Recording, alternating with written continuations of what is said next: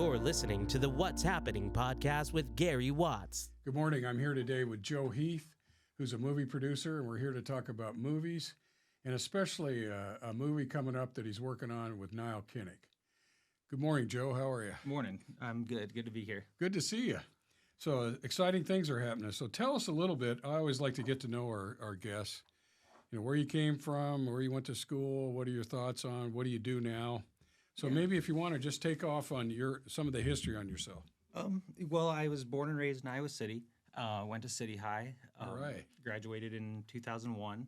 Okay. Kind of like, always had this fantasy of acting and making movies, but not really a reality living in Iowa City and growing up here. Where'd that come from?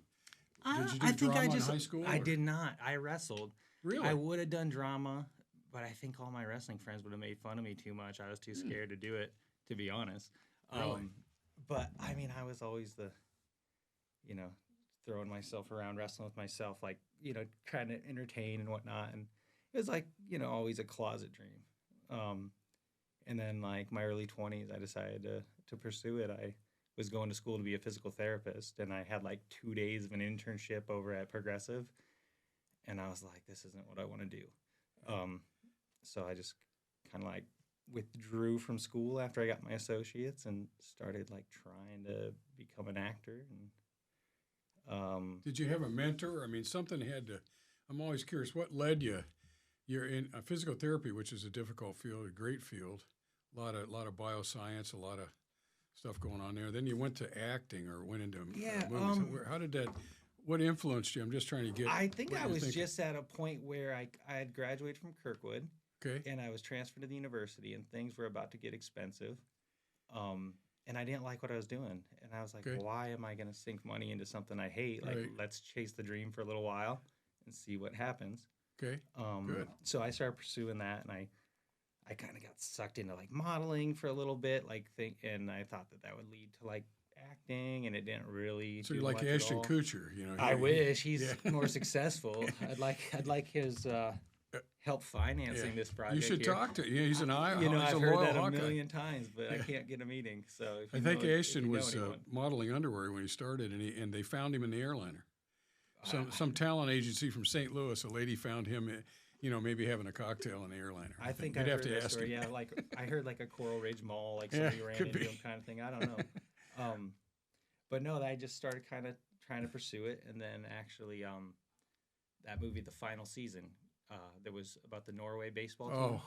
Came to town and was filming here, and I had auditioned to be an extra and never heard back. So I just started showing up on set, and they found roles for me. They put me in as an extra on like the Jefferson baseball team and this and that. And I met this guy named Kenny Burke, who was a production manager, who is like, that is the position that makes a movie. They overlook every penny of your budget. They hire, they do the behind the scenes. They get things done and done on time, on budget.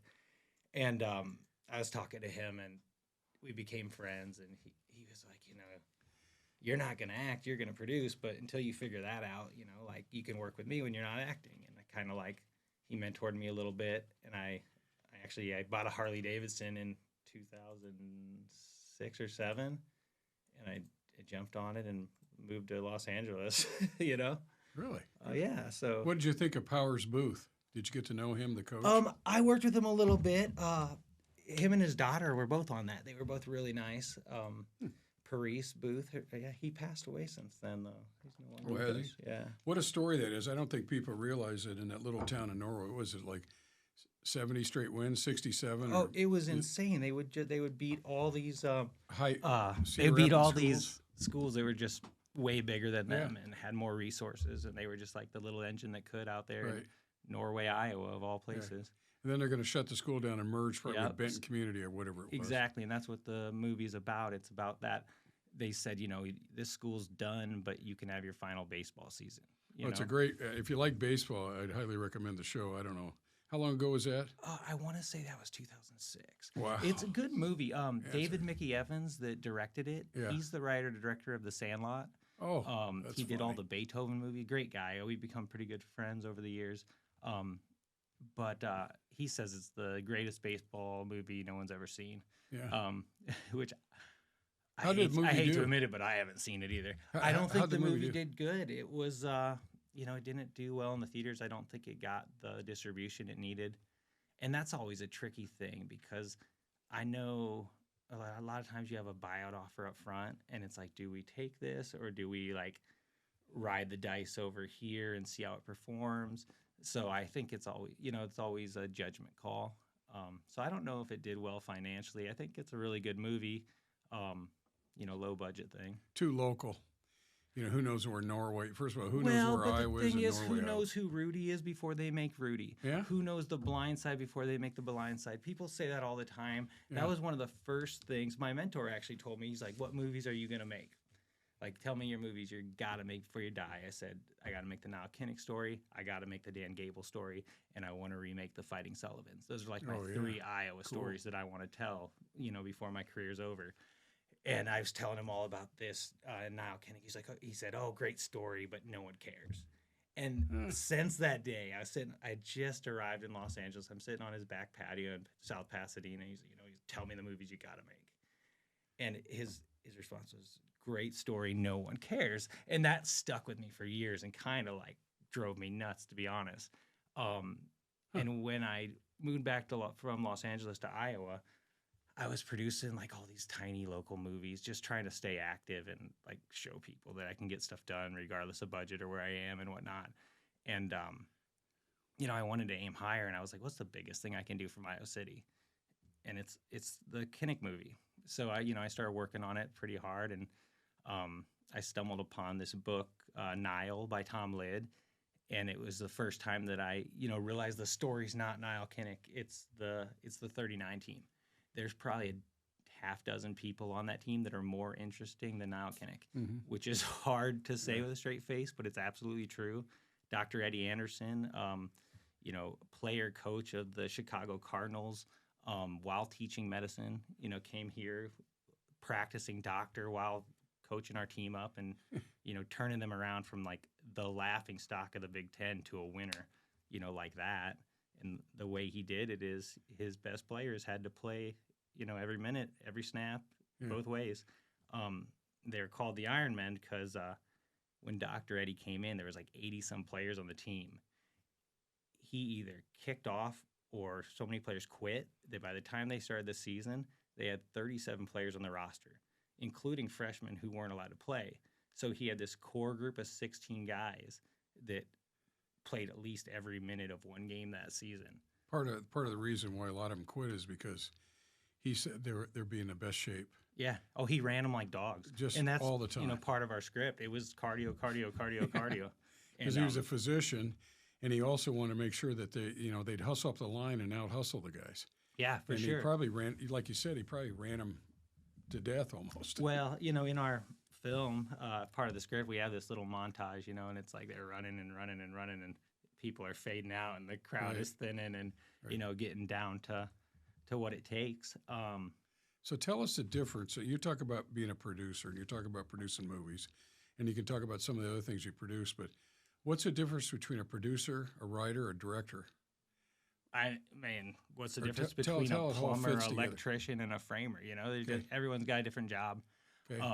Actually, that's people are always baffled by the film industry, and they're like, "What are you doing?" And I always kind of break it down in a construction kind of metaphor because I grew up doing that sort of thing. But as a producer, I'm the developer. I'm finding the land, the script. I'm hiring the builder, the director, and all the different parts, all the subs, bringing them in, getting a movie done. Everybody's a professional in like the little thing that they do, whether it be a set dresser or a makeup artist or, one of 100 jobs. So a producer also obtains the money and sells it, or however you sell it to the studios. Sure. Most of my day, as a producer, most of what I do is sift through projects or develop my own, trying to find things that are viable and have the pieces to make them financially worth entertaining, and then I have to go out and raise funds and put it all together and, move forward, cast, do all the different parts. I'd sent you some information on what I'm doing right now, and we're hoping to do that in June. And right now we're working to put the last part of the money together on that, but we're casting, and we have like our main cast. I'm such a homer. I cast UI alumni, and 2006 Superman Brandon Routh will be our star of that one. And then we have Mina Savari, and then this girl from the Lemony Snicket series of unfortunate events on Netflix is going to be the lead opposite Brandon. But we're going to shoot that one down in Houston. But it's kind of like a throwback to like the Amblin horror movies of the 80s, like the E.T.s and the Gremlins, like the family-friendly kind of stuff mixed with a 90s teen movie. So it should be a really fun time. But yeah, we're just constantly, doing stuff. I don't know if I should say it. I was telling the one guy in your studio here that we actually just cast Michael Madsen in that a few weeks back, which was like a dream come true for me because like he's this actor I love from the Tarantino stuff, like way back. He is Mr. Blonde in Reservoir Dogs, and it's just like he's just an iconic guy. So when you cast somebody, tell me about that. You bring an actor into a room or a series of actors, and you have them read a script.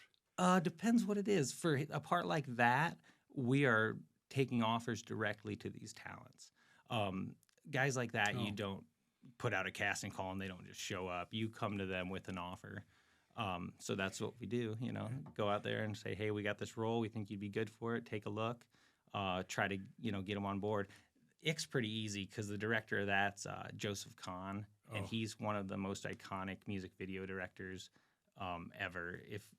If you look at the stuff that he's directed, it's like Taylor Swift, Britney Spears, Imagine Dragons, just on and on and on and on.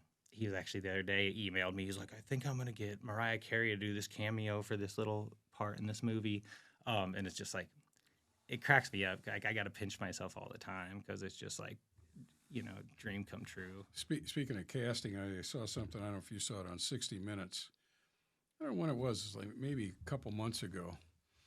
And it was, I think Al Pacino was talking about a theater in New York City to where only other actors are allowed in, and they do impromptu. And they get up in front of their peers and act. And it was incredible how much that's helped him in his career. Oh, I bet it'd be amazing. Improv is the greatest thing. Just they don't know what's coming, and they're up there and they got to do something. Yeah. And and they're actors, so I mean they have to act that's whatever they're being told. I mean, it was amazing. I think improv is good for anyone, really. Yeah. Like if you got a little kid that's shy, get them in improv classes. Yeah. You struggle talking in front of people, get an improv class. Yeah. Like, you need to be sociable, you need to do sales, get an improv class, Send all your realtors to improv classes.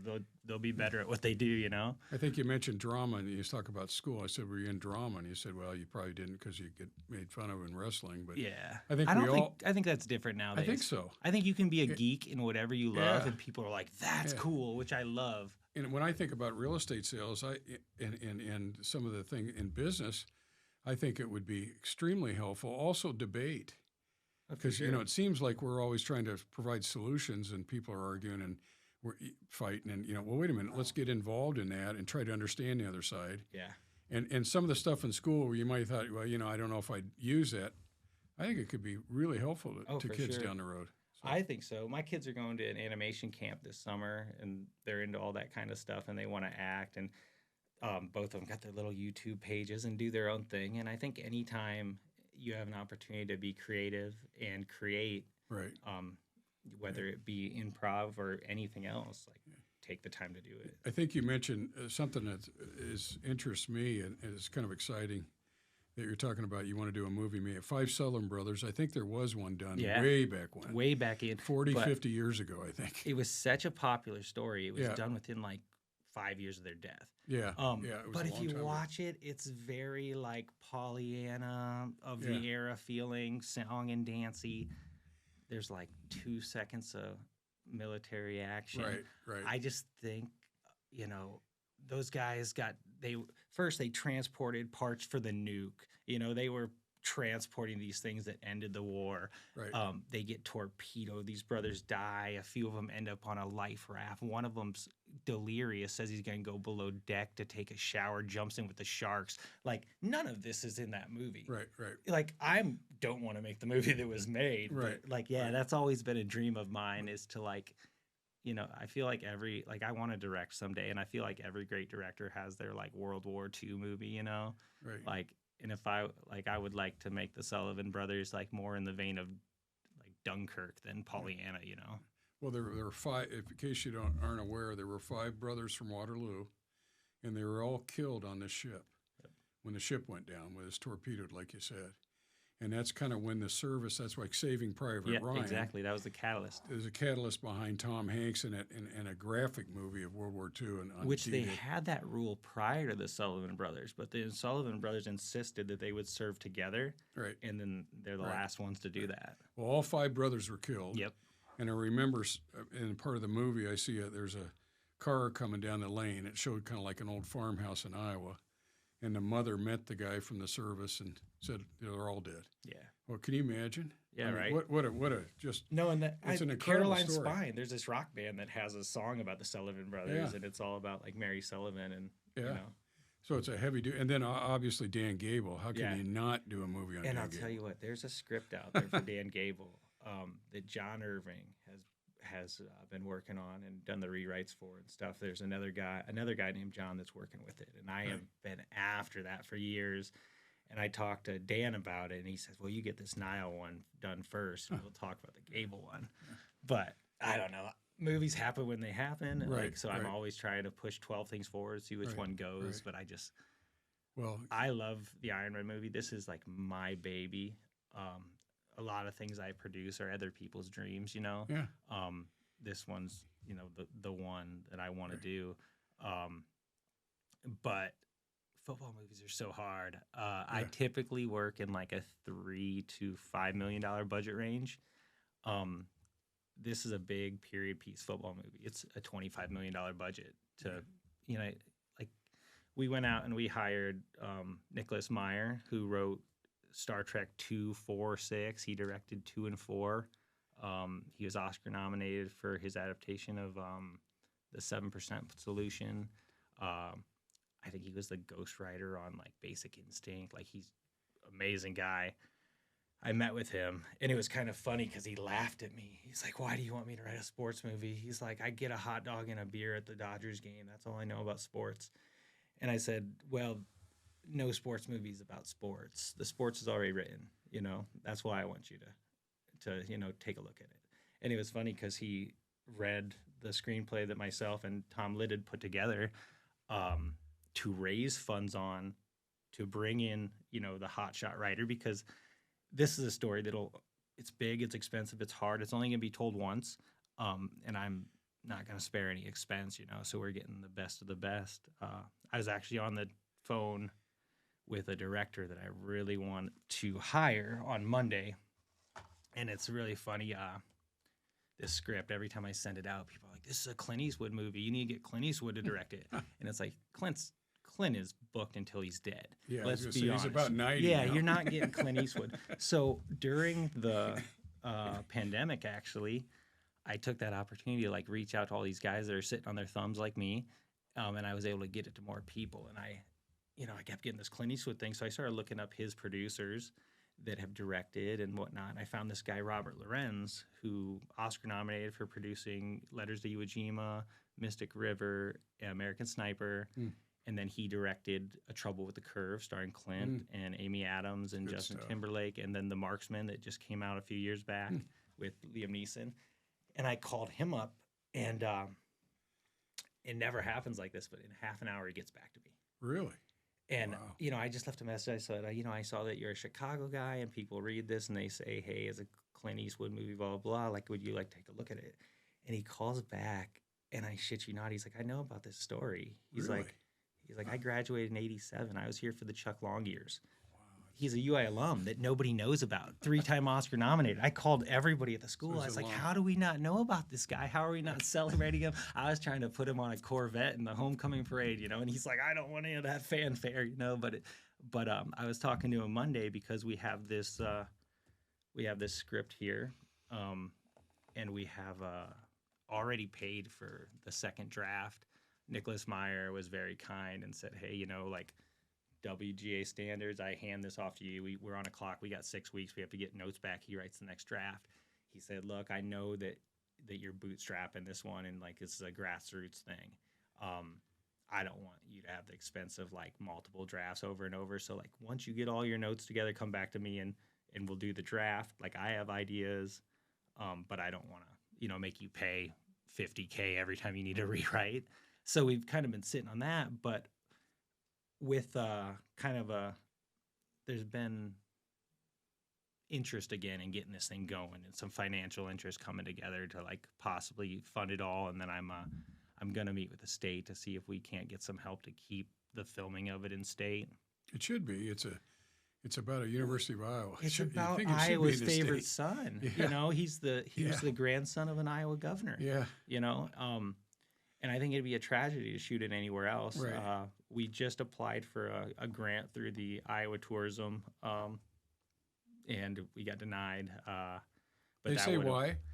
I think what they're looking for is more physical tourist things, where we were trying to say, look, we're going to create something for people to come to for years to come. I think they wanted more physical stuff. So if you're building a Field of Dreams. Yeah, and that was the thing. The Field of Dreams TV show was given like $6 million to build like this new Field of Dreams site that was going to be somewhere else for the show to film on.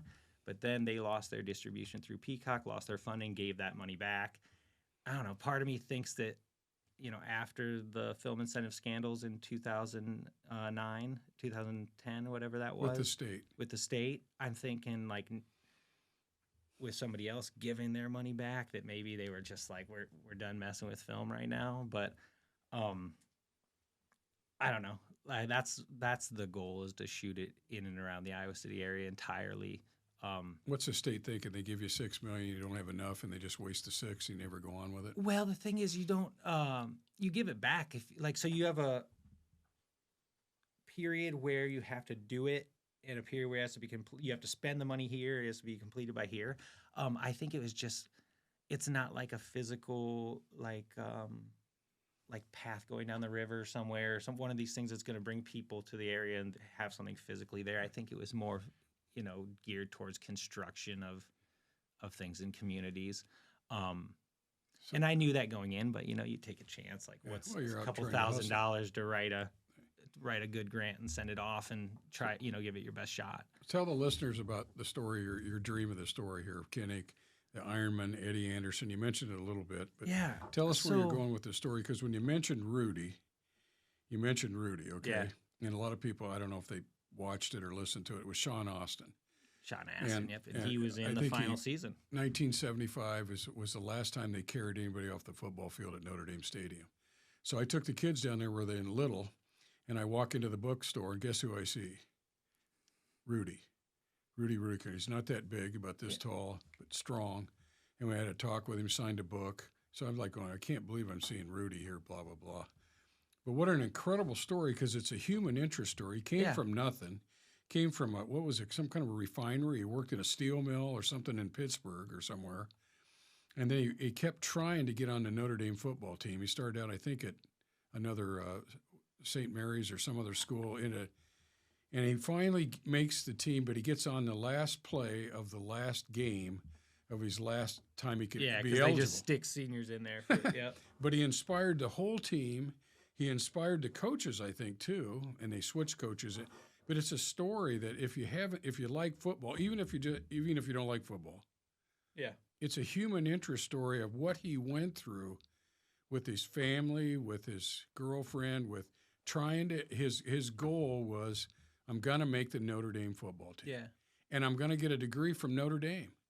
Well, and part of that movie, I think a big part of that movie is the message of just like showing up. Yeah. And that's kind of what the Ironman message is, and kind of what Nile Kinnick's message was through his speeches and his diaries and letters that we have is, you know, he was a little guy. Yeah. How big? He was 5'8", 160 pounds. Yeah. Yeah. playing both ways. I think his legs look like tree trunks. Yeah, that's what I've been told. We have this actor. I sent you some pictures of him, Shane Allen Graham, who was cast to play Nile.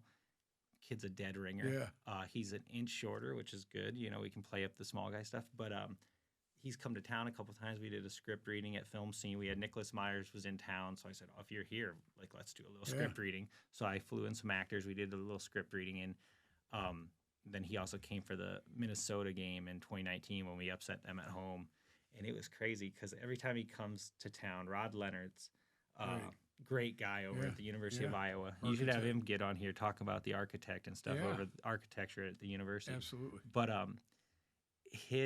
so he got put in charge of overseeing the production of the statue outside the south end zone in the big bronze thing in the end zone. So his thumbprint is actually in that big bust in the south end zone of the wall. His thumbprint's in it from when he had to check up to make sure it was being made.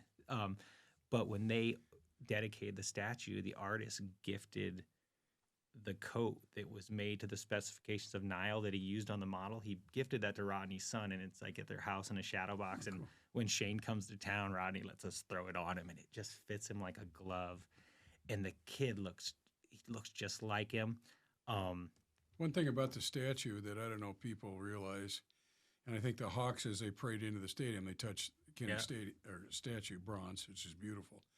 Instead of having a football in his arm, carrying a football, or the Heisman pose, he's carrying books. Yep. How cool is that? Because wasn't he magna cum laude? He was the class president. He head of his class. He, after he decided not to play professional sports, which wasn't just football, he had an offer to play baseball and football from Dan Toppings, who was married to Sonia Henney, and they also wanted to make him a movie star. He passed up on everything to go to law school because he wanted to serve his country. Yeah. After he passed away, we can get into that here a little bit of how he passed away, which is another phenomenal story. They wanted to name the stadium after Nile Kinnick, and his dad said no. Yeah, said no. Or his mom said no, I believe. It could have been. His dad finally approved it later. When we're gone, you can name it after Nile. 1972, I think. 72 or 78, finally, Was it? Right in there. But what I'm saying is how, they didn't take that ego, that they were still humble Iowans, which I think is cool. Well, you've heard his speech. It's still to this day the greatest Heisman speech ever given. It gives me tears almost every time before the game when he comes up, knowing how he was killed in World War II, and he starts talking about that. It's an emotional point. And beyond that, even it's like this. Like you said, he had everything in the world, and he went to law school. He had this passion. He wanted to go into politics. His grandfather on his mom's side was the governor of Iowa. Yep. He finished his first year of law school, third in his class. But World War II was brewing. He signed up to become a naval fighter pilot.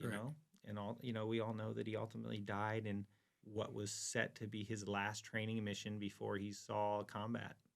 And instead of coming in on the carrier, because he had some malfunctions with the plane, he ditched it, and that's how he passed away. He was trying to get out of the plane or just got out and was hurt. And it's kind of been debated that he ditched it because the runway was still full or not. But he's out there. He loses oil pressure, and his plane ends up having to go down. Right. They said he made a textbook water landing. Right. A guy circled, saw him, on the water, circled back, and there's nothing but an oil slick, And it's just like couldn't get out, probably. I think about these things all the time, and like what the movie might look like, and I feel like, did his parachute or something get caught up in wreckage? Like he got, he had to have gotten pulled down or been unconscious. This is the most athletic man in the army, in the Navy, But it kind of actually makes it hard to tell his story because he died a saint. He was too young to have any dirt on him, which is, you always need a little bit of a character arc. So it's made this a little hard. And I told you earlier, and you said it with Rudy, these are human interest stories. They're people stories. They're relationship stories. And that's one of the things we're really going to focus on when we do the rewrite of this script. That director, I'm hiring him to do a round of notes as if he was going to direct it, to get like a fresh copy, a fresh draft out to kind of like jumpstart this thing now that people are, showing interest and coming to life again. Which I think the NIL thing will help this as well, because now it's like, I don't think for a while I was kind of viewed as competition in the community, trying to raise money to do a thing. Like, they don't, if it's a football thing, they want it go into the football program kind of stuff. But I think now it kind of loosens stuff up and people are getting more creative and whatnot. But, you know, I'm trying to get a fresh script in place. And one of the big things we're doing is we need to build up relationships. And we're really going to focus on the relationship between Nile Kinnick and Dr. Eddie Anderson and the relationship of his mother, because a lot of people are unaware of this. Nile Kinnick was a Christian Scientist, so they did not believe in medical intervention. So in 38, he might have broke his ankle. It might have been a high ankle sprain. Nobody knows because he didn't get any medical help. He quote, rightful thinking and athletic tape is what he healed himself with. You know, and then the next year he has a Roman Catholic doctor coach. So there's those issues. And in one of the letters in the book A Hero Perished, it has a bunch of his letters and diaries in there. And it's a conversation between him and his mom. And his mom's like, yeah, no funny business with that doctor, you know? And it's just kind of like, I think that's one of the things we need to play up is just how much pressure he was under to please everybody. And that's one of the things that I think is conveyed is this is just a man that every ounce of his person was just selfless. You know? Anderson wasn't going to let him play hurt. Exactly. You know, good for Anderson. And then you can understand Niles if he had those beliefs. So you have that conflict going, but good for Anderson. He wasn't going to let one of his kids play hurt. We have a scene when they're like, you know, one of the first conversations they have is he says, you know, about the Hippocratic Oath. Yeah, you know, right. If you're injured and I can't examine you, but I believe you're injured, I can't let you play, you know? Yeah. So, you know, he got through the 39th season. He had a banged up shoulder and ended up coming out of the final game, which they tied, which cost us the Was that Notre Dame or Minnesota? That was actually Northwestern. Northwestern. We lost to Michigan that year. Yeah. We beat Notre Dame, top-ranked Notre Dame. That's amazing. And that was funny. Was it 7-6 or something? Something crazy ridiculous. But that was a really crazy one because they must have had Newt Rockne. Yeah, he's the coach. And we skunked them during the first half, and they came out in different jerseys second half, which is probably the first time that's ever been done. But apparently they came out in like their greens instead of their blues because they needed a fresh start. But we beat them. And had we not tied, we went 6-1-1 that year. We tied Northwestern. After Nile came out of the game, we didn't score again. Cost us the Big Ten title. That's too bad. But wasn't he a kicker too? People don't realize that. And he was the drop kicker. So, you know, extra point. He would drop kick extra points. He did our kicking duties. He was our safety. Right. He was our halfback, but it was like a different thing back then. They threw as much as they ran. Yeah. So there was a quarterback handing off to him who also threw, and he was known to throw with either hand. And just the stuff he doesn't. You know, Cooper DeJean, if we'd put him in a Wildcat package, might be the closest thing we ever see to a Nile Kinnick again, which Brian Ferentz, Wildcat package, Cooper DeJean, we'd all love to see that, right? But, yeah, just amazing. And he did it as a little guy, you know? Must have had a heart, obviously, a huge heart. So you have a storyline that's Heisman Trophy winner. I know you mentioned the blind side, but it's focused mainly on Iowa Heisman Trophy, but way more than Heisman Trophy. He's a war hero. It's really the team aspect is what we focus on. I'm probably going to book in the story with the scene of his death, you know, maybe start it up with that plane.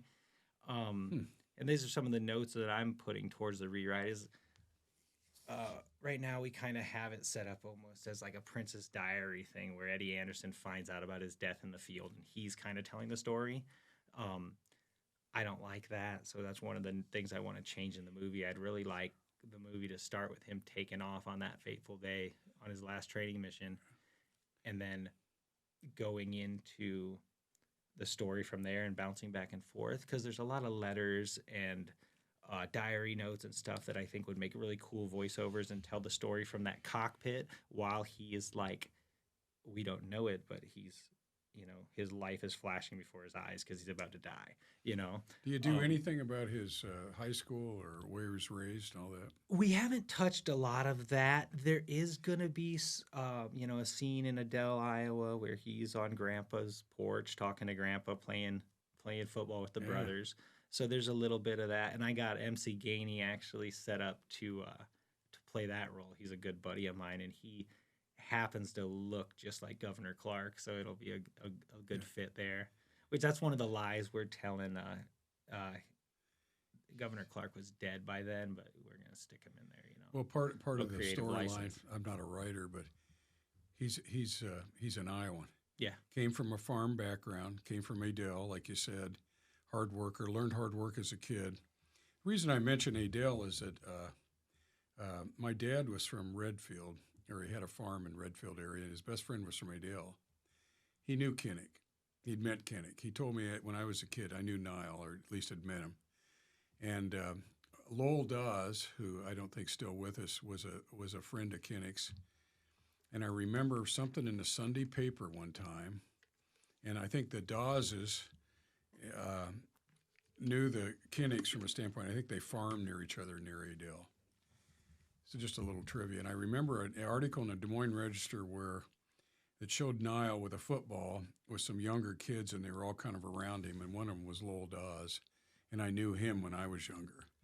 And it's just a little trivia that they grew up near the farm or whatever in Adele. There's another fun little Adele story that I think kind of works into being a Nile Kinnick origin story a bit, because it could have been like we might not have had him. Yeah. There's a little Adele museum, and it's the old bank, and that's actually where Kinnick's grandfather worked before he went into politics. On the square.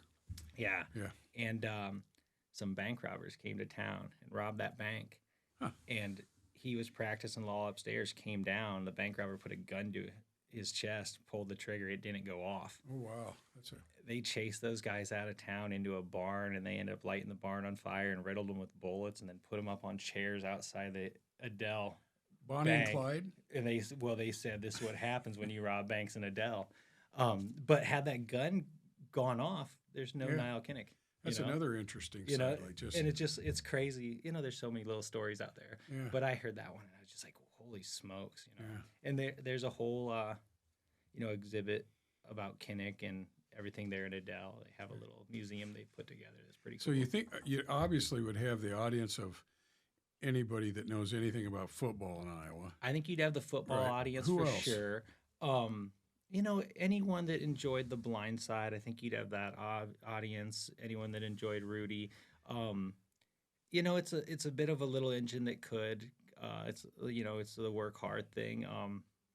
There's a scene in the movie when Dr. Eddie first comes to campus, and he's introducing himself to all the players, and he knows all their names, and he says something to Nile Kinnick. He says, you're not very big. He says, no, sir. He said, you're not very fast. He says, no, sir. He says, well, what do you do? And he says, I show up. And that's, I think, the most important thing in life. That's the most important thing as a father, as a businessman, as a friend. And that's the message of the movie, really. And I think that's who Nile Kinnick was. He was showing up for his friends. He was showing up for his family. He was showing up for his teammates. He was showing up for his country all the way to the end. And, I just think that's cool. It's an American hero that most of the world doesn't know about. Right. But this kid's face is on that coin that's flipped before every Big Ten game, not just Iowa game, every Big Ten game, because he is the gold standard of the student athlete, So I just thought of another person. If you're raising money, if you talk to Ashton Kutcher, talk to Tom Arnold. He graduated from Iowa. I know. Diehard Hawk fan. And he is. And I've talked to him about it, actually, because I wanted him to play Eddie Tubbs, the coach that gets fired in 38 at one point. But I don't think that's going to make it. That got cut from the script. It's more focused on 39 now. Okay. But I definitely want to have him for a cameo. I don't know if Tom's a viable source to raise money from, to be honest, but yeah. Just a thought. No, for sure. So, he knows all about it. We've talked to him. I got a great picture of him and I at the Holiday Bowl, doing the old FUSC thing. He's quite a guy. I've seen him before at games. So Yeah. So you got the Huge story. fan. Would you shoot it at where would you shoot it? Because the old Kinnick doesn't look anything like today. Well, there's a lot of parts to do. So you can shoot it in there, and we can shoot it in there. We can shoot outside of there.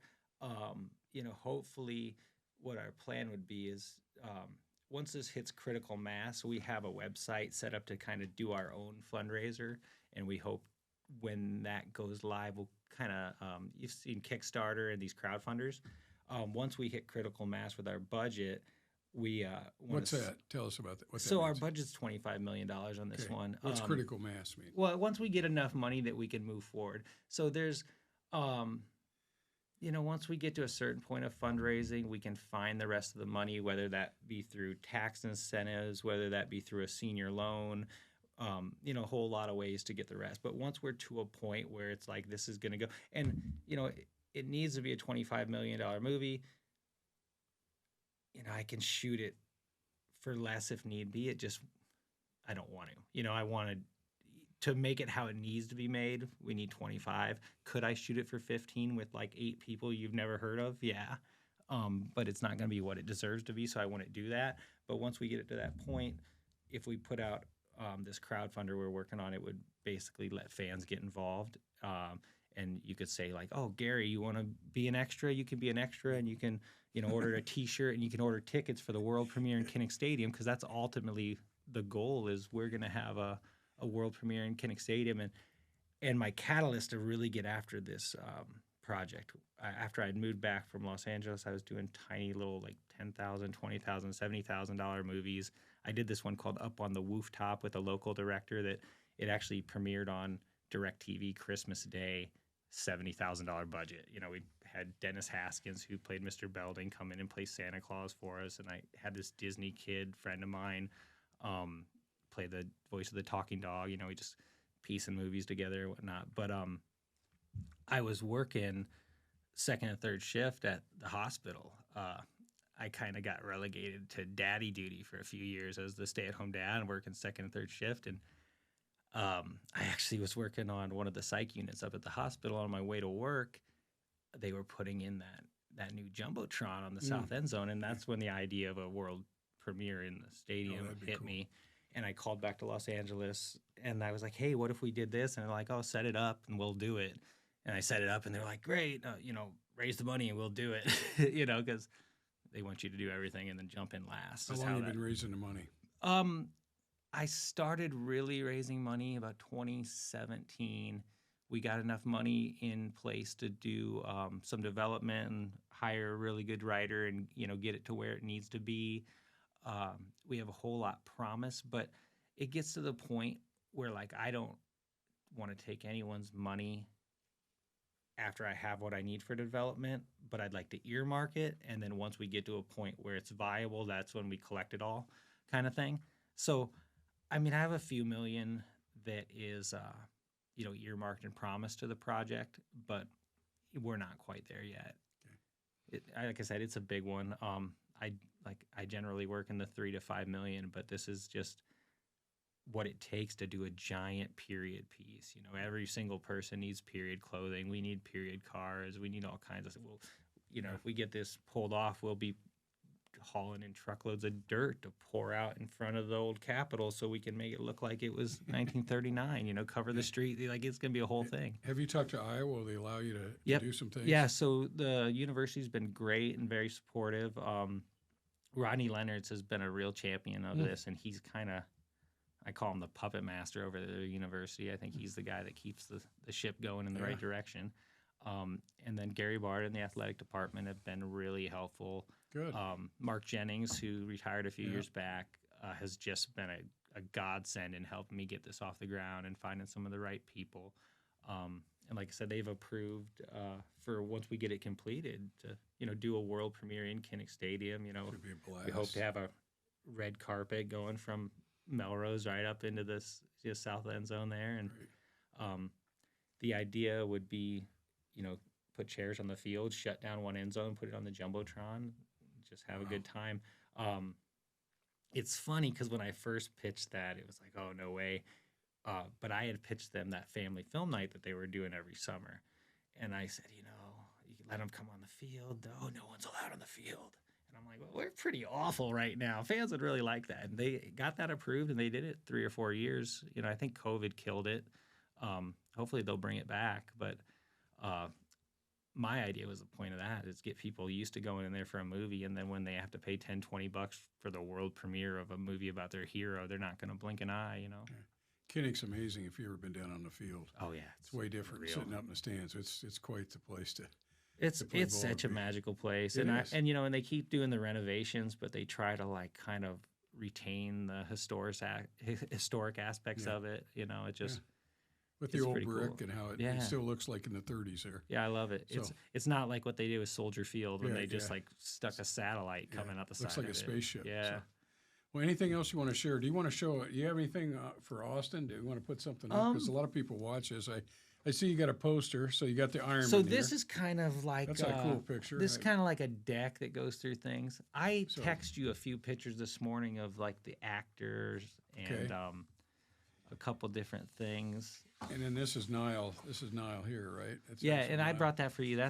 We put those out at Fry Fest. I think that was 2019. Yeah, that's we just cool. did a little limited run. That was some art that I hadn't done up by my storyboard artist. Are any Ironmen still alive? The last one died, I think 2017. I want to say Red Fry was the last of the last. Yeah, because they're all pretty colorful guys. They're fun to talk to. I met Erwin Prase. He was the wide receiver, among other things. This guy went on to play pro baseball, pro basketball, and pro football. Yeah. Just a total stud. He had 11 grandkids or 11 children. And they all still live in the Chicago suburbs. His wife was still alive when I talked to his daughter, one of his daughters and granddaughters. We held a little casting when we thought it was moving forward in 2020 to locally cast somebody to play Elizabeth Catlett as well as Grant Wood. And one of his grandkids, or one of his great grandkids showed up to audition, which was really cool. Yeah. She didn't look anything like the things we were auditioning for, but it was I was almost starstruck to meet one of his children and grandkids, because it's these people have, this project's really close to me. This is one of the ones for me. Well, listen, I appreciate you coming in today to share it with us. Yeah. And what the name of it would be the Ironmen? The Ironmen, yeah. So the 39 season, or it's Nile Kinnick in the 39 or 38. So it'll be the Ironmen. It'll be the story of Nile Kinnick in the 1939 Iowa Hawkeyes. Okay. But yeah, the focus is really that 39 team. Like I mentioned, there's a lot of players on that team that are just amazing. Al Coupe, the quarterback, he's very much highlighted in the book it's based on as well as in the script because it's a very much juxtaposition. He's kind of the poor kid from the wrong side of the track that, is looking at dropping out of school to just help the family put food on the table where, Nile Kinnick's kind of like the boy that was born with the silver spoon to an extent. And there's just, there's just so many amazing characters on that team. There's a kid that dropped out of school for a while and rode the rails doing harvest and then came back 2 years later, Chuck Tollison. But it's just unreal. Yeah. And I've said it a million times, I think Hawkeye fans are going to understand and realize after they see this movie that they have a half dozen heroes that they don't even know. Right. Which I think will be really cool to just shine a bigger scope on what that team was. And what better Iowan did we ever have than Nile Kinnick? He's an epitome of an Iowan. Yeah, for sure. Farm background, humble, smart, fought for his country, didn't ditch his plane into the flight deck. He put it in the ocean. What else can you talk about? What an amazing. Incredible symbol of Iowa and a human. So I hope this thing goes. I support you, what you're doing. Yeah. I'm excited about it. I hope it gets done. And I really appreciate you coming in. And I hope you get something on Gable, too, because like I said, that's he's a legend. He's still here. There's a script out there. There's a script out there, and I've been begging to read it, and they're like, oh, we got to do another draft and this and that. But I don't know. I'm pretty tenacious and keep after things. Yeah. So, my dream would be to direct that movie. Yeah, that'd be great. That's going to be such an amazing. I think right now the script is titled Diane's Room. Yeah. In reference to his so sister. you wrestled. I wrestled. And for the audience that knows anything about wrestling, in the '72 Olympics, nobody scored a point on Gable. Not one. Not one point. Not Now one I don't point. even know if you can. I can't even that was fathom. on a blown out knee. Yeah. I was on a blown out knee, which is a funny thing. I was telling the guy that wrote that story, and Dave Gould over at the university, who kind of like put me in touch with him. I said, "There's one story that's got to be in this movie." Iowa, when Gabe was training for the Olympics, he blew out a knee. He won it, not giving up a point on one leg. Yeah. And apparently he was going through so much athletic tape up at ISU that they kind of like put him on a pitch count as far as athletic tape goes. And one of their administrators was moving from Iowa State to Iowa, and he knew about this. Right. He sent Gable apparently about $100 worth of tape in a box that said, "Go win gold. Iowa's got your back." And Gable said one time that like that played into his decision to come in here, and it's kind of like such an amazing story that like, this $100 box of tape might have been what got us 21 titles, Another amazing story. Yeah. Another amazing person, Dan Gable. So. In his life, it's like making that movie, I feel like it starts in high school and probably ends with him losing his senior year. Mm-hmm. And that's just the first chapter in the life, Right. But yeah, and the coaching and whatever exactly else. Right. It's like Amazing. he's done so many things. There's not anywhere you can go, and you mentioned Dan Gable. Most people know who Dan Gable is, whether Well, they're Russia- a wrestling fan or not. Russians thought he was made up. They thought he was Paul Bunyan.